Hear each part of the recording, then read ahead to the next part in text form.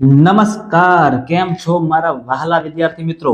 આ અગાઉના વિડીયોની અંદર આપણે એસએટી વિભાગના મિત્રો પ્રશ્નોના જવાબનું સોલ્યુશન કમ્પ્લીટલી જબરજસ્ત રીતે મેળવ્યું, જેના મિત્રો 80 પ્રશ્ન તમે બધાએ ચેક કરી લીધા હશે. હવે આ વિડીયોની અંદર મિત્રો સ્પેશિયલી આપણે એમએટી એટલે કે જે તમારા રીઝનિંગના પ્રશ્ન છે એ રીઝનિંગના મિત્રો 40 પ્રશ્નોને આપણે આ વિડીયોમાં કમ્પ્લીટ સોલ્વ કરવાના છે. તો મિત્રો વિડીયો પૂરેપૂરો જોજો અને તમારા પણ કેટલા માર્ક્સ સાચા અને કેટલા માર્ક્સ ખોટા થાય છે એ તમે ખાસ એકવાર ચેક કરી લેજો. અને ત્યાર પછી મિત્રો તમારા ટોટલ કેટલા માર્ક્સ આવે છે એ મને ખાસ કોમેન્ટમાં પણ જણાવજો. ચાલો શરૂઆત કરીએ છીએ. આપણે આપણો પહેલો પ્રશ્ન, અવકાશ વિજ્ઞાન હોય તો ઈસરો, તો પરમાણુ વિજ્ઞાન હોય તો એના માટે શું આવે? એના માટે BARC આવે છે, બાર્ક જેને કહેવાય છે. રામ ક્યાં ભણ્યા હતા? વશિષ્ઠ પાસે.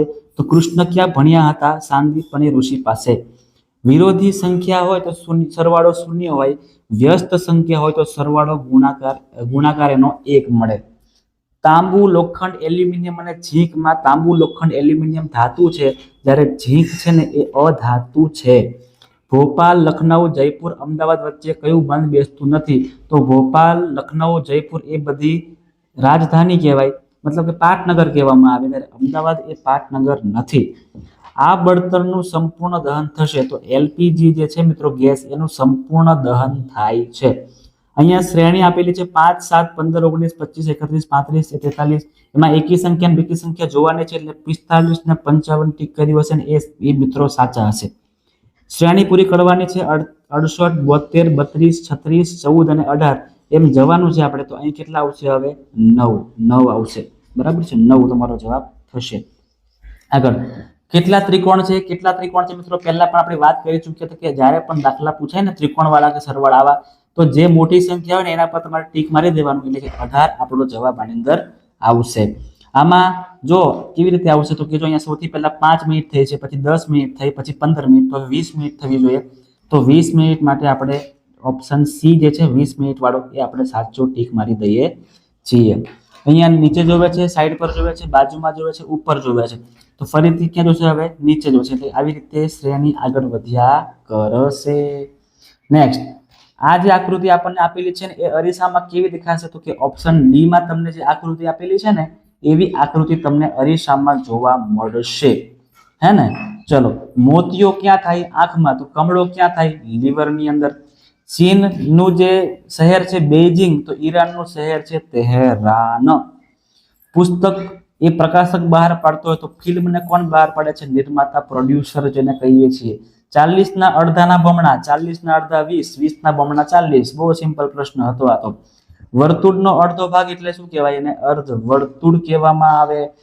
જો GSQAC ને અંગ્રેજી મૂળાક્ષરો પ્રમાણે ગોઠવવામાં આવે તો ડાબેથી જમણે જોતા કયો અક્ષર આવે? તો સાહેબ ક્યુ આવશે. કયો આવશે? ક્યુ આવશે. જો એજ્યુકેશન ને અંગ્રેજી મૂળાક્ષરો પ્રમાણે ગોઠવતા ACD આ પ્રમાણે ગોઠવાય છે તો ગુજરાત માટે શું બની શકે? તો ઓપ્શન ડી જેને ટીક કર્યો છે ને મિત્રો એનો જવાબ સાચો આવશે. બરાબર છે, રેડી, કમ્પ્લીટ. આગળ વધીએ. જો એક્ઝામિનેશન શબ્દમાંથી બધા સ્વરોને દૂર કરવામાં આવે અને બાકીના રહેલા મૂળાક્ષરોને ક્રમ પ્રમાણે ગોઠવવામાં આવે તો પહેલો વ્યંજન કયો આવશે? તો વ્યંજન પહેલો ટી આવશે. બરાબર છે. ચલો, કોઈ એક સાંકેતિક ભાષામાં સ્ટુડન્ટને 19, 20, 21, 4, 5, 14, 20 તરીકે કોડ કરવામાં આવે છે તો ટીચરને કેવી રીતે લખવામાં આવશે? તો મિત્રો જો સિમ્પલ છે, આ સંખ્યા S 19 નંબર પર છે, T 20 નંબર પર છે, U 21 નંબર પર છે, એવા નંબર પ્રમાણે ગોઠવે તો ટીચર જે છે ને એ 20, 5, 1, 3, 8, 5, 18 આવી રીતે આવશે.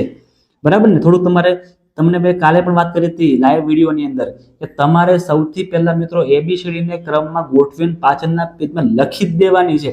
કેમ કે ABCD વાળા પ્રશ્ન મિત્રો 2 થી 3 પૂછાતા હોય છે અને એ આપણા ઇઝીલી માર્ક્સ આવી શકે ને આપણે ટાઈમ ન બગાડીએ એટલા માટે ખાસ તમારે લખી દેવું પડે, હે ને? જેને મિત્રો સલાહ માની હતી, લખ્યું હતું, એ બધા ફાયદામાં રહ્યા હશે. એક પુરુષ તરફ સંકેત દર્શાવતા એક સ્ત્રીએ કહ્યું કે તેની માં મારી માની એકમાત્ર પુત્રી છે, તો તે સ્ત્રીનો તે પુરુષ સાથેનો સંબંધ કયો છે? તો એ એની માં હશે. જો સરવાળાનો અર્થ ગુણાકાર, માઇનસનો અર્થ પ્લસ, ગુણાકારનો અર્થ ભાગાકાર અને ભાગાકારનો અર્થ માઇનસ હોય તો આ સંખ્યાનું જો સાદુરૂપ કરવામાં આવે ને તો 10 આપણને જવાબ મળશે. આગળ રમેશ મૂળ જગ્યાએથી 8 મીટર પૂર્વમાં ચાલે છે, ત્યાંથી 6 મીટર ઉત્તરમાં ચાલે છે, ત્યાંથી 8 મીટર પશ્ચિમમાં ચાલે છે. તો મૂળ જગ્યાએથી કેટલા મીટર કઈ દિશામાં હશે? તો 6 મીટર ઉત્તર દિશામાં હશે. એક વર્ગના હાજરી પત્રકમાં સુમન 5મા સ્થાને છે, મહેશ છેલ્લેથી 8મા સ્થાને છે. હવે રમીલા સુમન પછી 6ઠ્ઠા ક્રમે મહેશ અને સુમનની બરાબર વચ્ચે હોય તો કેટલા વિદ્યાર્થીઓ વર્ગમાં હશે? તો 24 વિદ્યાર્થીઓ હશે.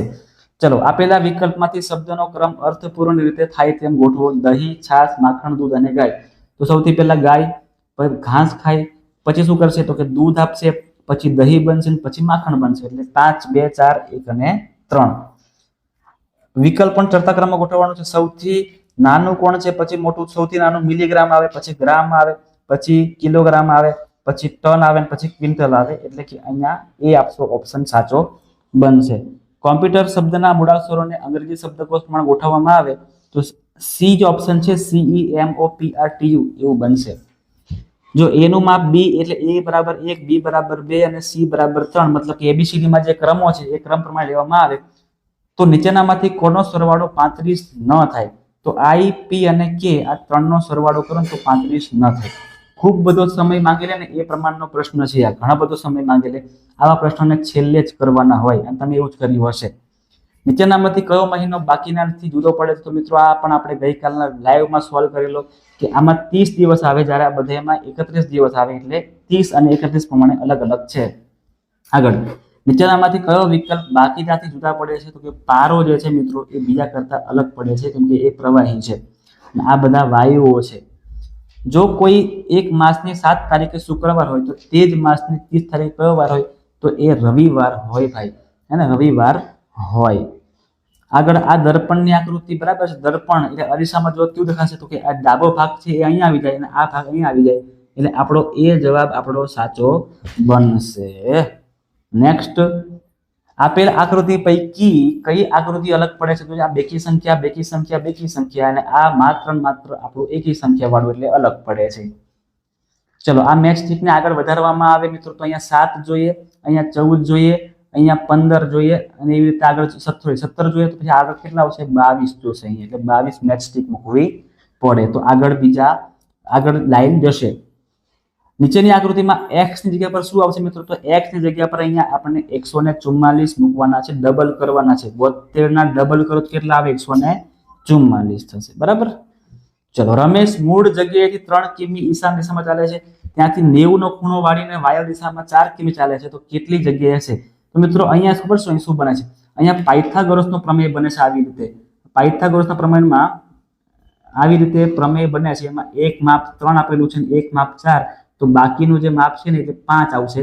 અહીંયા આપણો જવાબ શું આવશે? 5 કિલોમીટર. અંગ્રેજી મૂળાક્ષરની શરૂઆતથી 10મા ક્રમે આવેલી મૂળાક્ષરથી ડાબી બાજુએ ત્રીજા ક્રમે અક્ષર કયો હશે? તો કે G હશે. બરાબર છે મિત્રો, G હશે. 39મા નંબરનો પ્રશ્ન, દર્શાવેલ વિકલ્પોમાંથી અલગ પડતો શબ્દ 14, 49 ને 21 આ બધાય 7 ના ઘડિયામાં આવે છે, જ્યારે 64 છે ને 64 એ 7 ના ઘડિયામાં નથી આવતું. સૂર્યોદય સમયે પડછાયો કઈ દિશામાં હોય છે? તો સૂર્યોદય સમયે પડછાયો એ પૂર્વ દિશામાં હોય છે. ડન છે. તો આ હતા મિત્રો આપણા જે MAT વિભાગના પ્રશ્ન. MAT વિભાગના પ્રશ્નો 40 તમને જે પૂછવામાં આવ્યા હતા મિત્રો, એમાંથી કહી શકાય કે ઘણા બધા પ્રશ્નો આ વખતે હાર્ડ લેવલના પણ હતા અને ઘણા બધા પ્રશ્નો એકદમ સિમ્પલ લેવલના પણ હતા. હાર્ડ મતલબ કે સમય માંગી લે એવા, એટલા બધા હાર્ડ પણ નહીં. તો હવે મિત્રો આખા પેપરના અંતે તમારા કેટલા માર્ક્સ આવશે? એ તમે બધાએ સોલ્યુશન કરી નાખ્યું હશે. બરાબર. તો તમારા જેટલા મિત્રો માર્ક્સ આવવાના છે, તમે જેટલા ધાર્યા છે, તમારા કેટલા માર્ક્સ આવવાના છે ને એ મિત્રો ખાસ કરીને મને કોમેન્ટમાં જણાવજો. મને ખૂબ જ ઉતાવળ છે જોવાની કે તમે બધાએ કેવી મહેનત કરી છે, આપણે બધાએ ભેગા થઈને કેવી રીતે મહેનત કરીને આટલા માર્ક્સ સુધી પહોંચ્યા છે. તો ખાસ મિત્રો મારી તમને બધાને એક વિનંતી છે, એવું માનો તો વિનંતી સમજી લો. તમે ખાસ કોમેન્ટમાં તમારા જે માર્ક્સ છે, તમારા જે ગુણ છે કેટલા આવે એ તમે મને એકવાર જણાવી દેજો. તો મળીએ છે મિત્રો નેક્સ્ટ વિડીયોની અંદર ફરી એક નવા ટોપિક સાથે. હવે આપણે એક્ઝામની પણ તૈયારી કરવાની છે, તો 2 દિવસ પછી મિત્રો તમારી એક્ઝામની પણ તૈયારી આપણે ચાલુ કરાવી દઈશું, એ પણ લાઈવ વિડીયોની અંદર. તો બધા મિત્રો કમ્પ્લીટ મહેનત કરજો અને સારામાં સારા માર્ક્સ આવે એવા પ્રયત્ન કરજો તમારી નેક્સ્ટ એક્ઝામની અંદર.